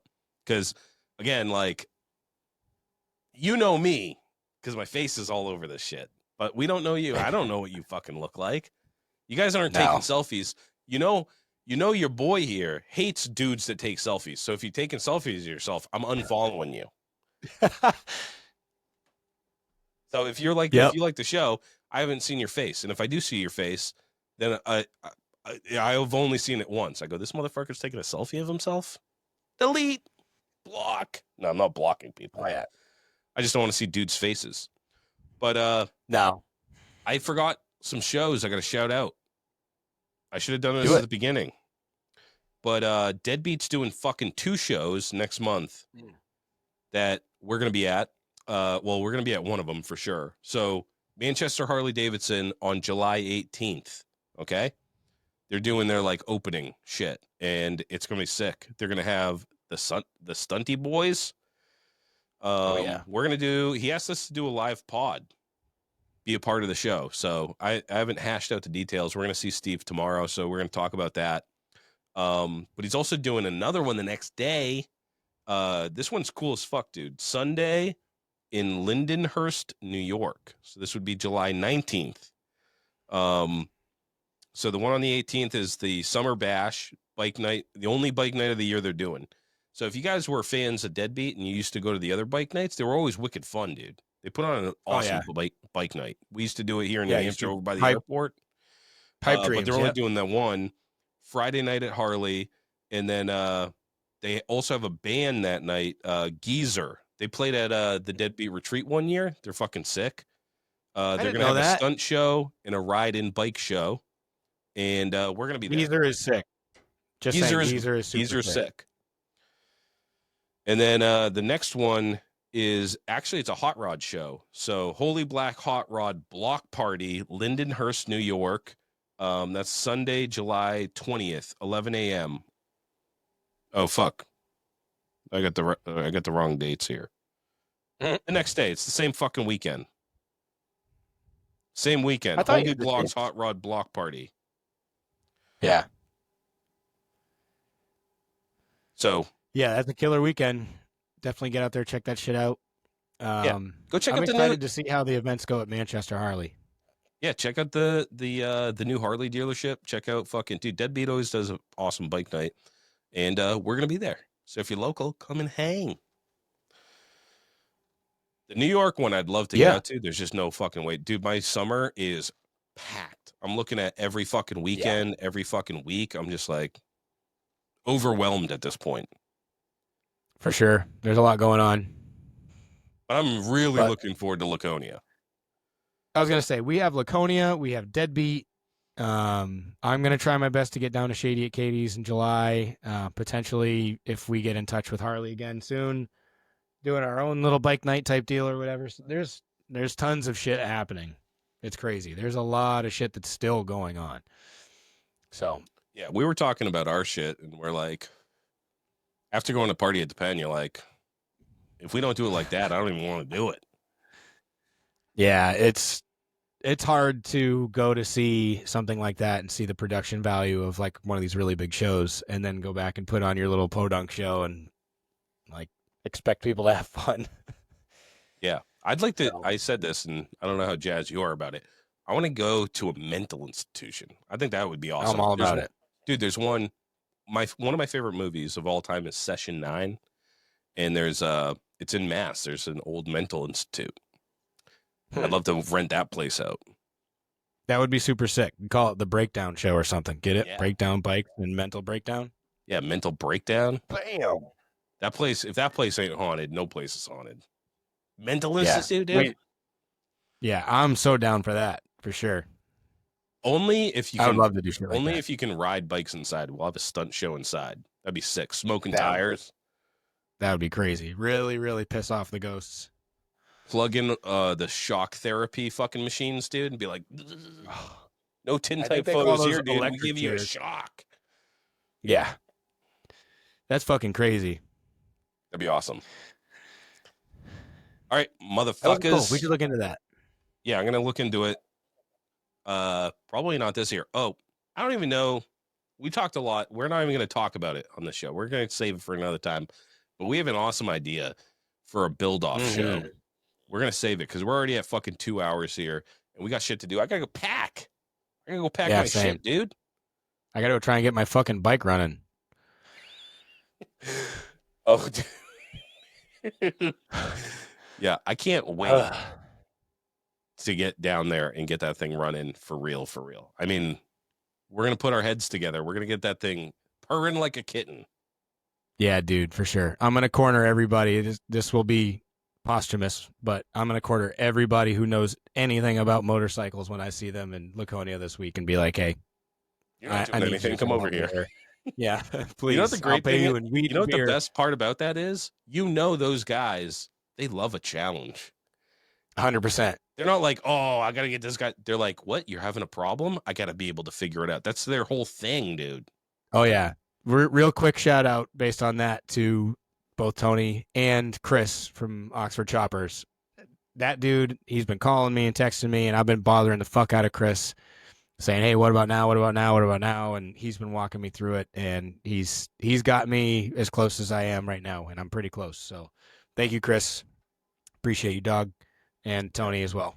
And shout out to Rhino because I give really bad suggestions. I'm like, have you tried turning it off and turning it back on? Have you tried putting an electronic ignition and a CV on it? That's where I'm going, man. That's where I'm fucking going. The ignition is in the mail, and you have a CV carb, so we'll see. Well, But it's yours. I'm gonna. Yeah, you have my CV carb, I guess. I forgot it existed. I thought I gave it to Greece, honestly. I thought it was long gone. But yeah, so we'll give it a shot. I'm sure somebody up there. Tony's walking me through today. He initially was pretty convinced that I had the timing 180 out, but it's not. And then we started going through some shit. I don't know. There's a couple weird things going on, but it's just not driving. Something's not driving. So when it runs strong as fuck. It runs amazing. Yeah. But getting it to run is next to impossible. Well, we'll give you guys an update on our next show, which will be the Laconia update. Hell yeah. All right, I got to edit this thing tonight. So we're going to shut her down. Hey. Yeah, just send it. Low lives. Get in the garage. Get in trouble. Have fun. Don't ever stop chopping.